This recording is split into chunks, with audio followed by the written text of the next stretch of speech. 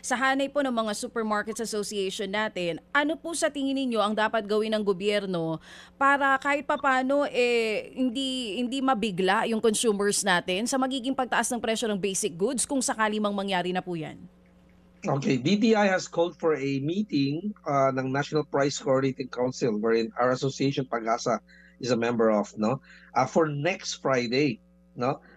This was before unang, pasabog, no, sa Middle East. So ngayon na nangyari na to, I guess DTI is timing itself, no, after talking probably with manufacturers, no, went to call a meeting to inform us kung ano ang desisyon.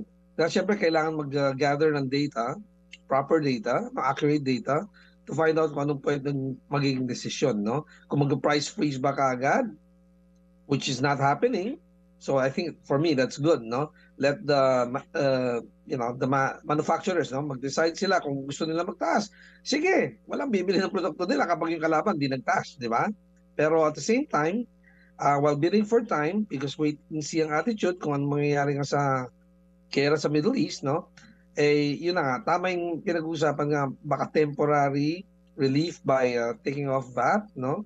Or maybe excise tax, no? Ibawasan ng konti, no? Yung pag-charge no, ng gobyerno para makaluwag sa negosyo at sa mga mamimili, no? Mga those commuting, no? Riding, taking their vehicles to work. Mga kapatid, brothers and sisters, saan ka pa? Dito na tayo sa totoo. Dito na tayo sa True FM. Mga kapatid, mag-subscribe and follow po kayo sa social media accounts ng True Network PH. Yan po kami, hanapin nyo lang True Network PH, Facebook, Instagram, YouTube, TikTok, and podcast. Mapa Apple or Spotify man yan, mahahanap nyo kami. Lahat ng mga napapanood at napapakinggan nyo po sa programa, nasa social media accounts namin yan. So paano mga kapatid? See you sa social media!